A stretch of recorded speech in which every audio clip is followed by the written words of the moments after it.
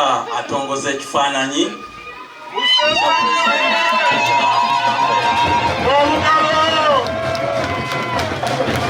Erizooba ab'ekibiina kya NRM batongoza ekishushani kya mukuru w'ihanga ekyari kuza kukosa omukuronda Karuuru. Nabwanyuma Secretary General w'ekibiina eki Richard Todwong yashaba abanya-Uganda okutoora na NRM ahabwa ebintu ebyekozire okuruga obwehija omu butegeki, ebirumwe by'engyenda, eby'amashomero, eby'amagara, eby'obuhingi n'oburiisa hamwe n'ebindi. The first national vice chairman of the party, I would just like to remind members of the public that there are things about NRM that you will only see when you slow down from the busy-for-nothing political environment.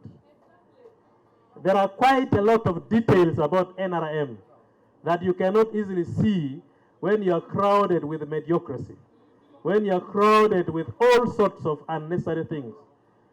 NRM is a party for the people and it gets its mandate from the people. Omuhwezi wa chairman w'ekibiina yashaba beesimbireho okurekeraho okukoresa enganda okuronda Karuuru ngu n'omuze mube munonga. There is no political party in Uganda that can sponsor candidates from the village up to the national level in all the districts.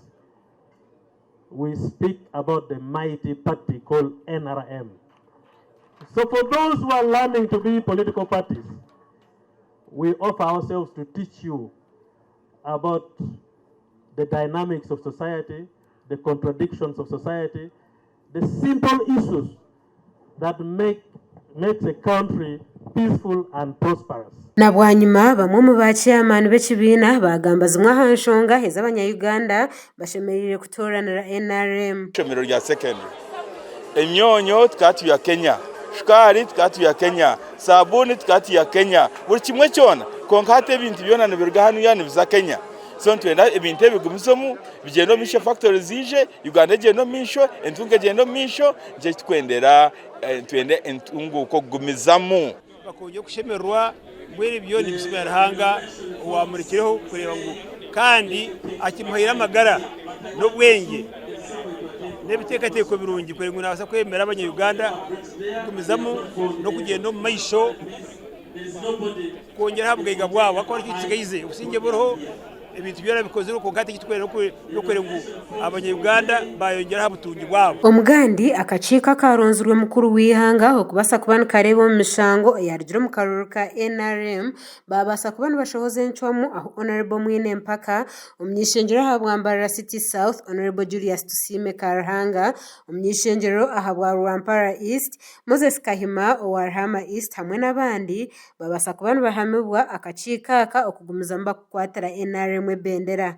Nyenda kusima abantu bambara City South bampira obululu bwabo kubashwekera kubakwatira bendera Omukaruuru kabona karukwija bakatabariza izo twatunga judgment nare byarugo mu bintu byone bayene batugambaho cyayoreka ngo akarukitu kakasinga omushango bagubinga so ni sima abantu bona ninyenda okusima turayibino ya NRM ahabwe enchwa munungi eyakorera Erizooba nangwa ebire by'enyuma mbire ntashemerirwe ndikutekateka ngo batucererize konka kurugirira enchwa mwinara abashohoza nareba ngo ikintu cyetagisa okwetwara bakakora judgment na ruling eyinareba Gashakwa Ronald Ngabirano ahabwa Tayari West.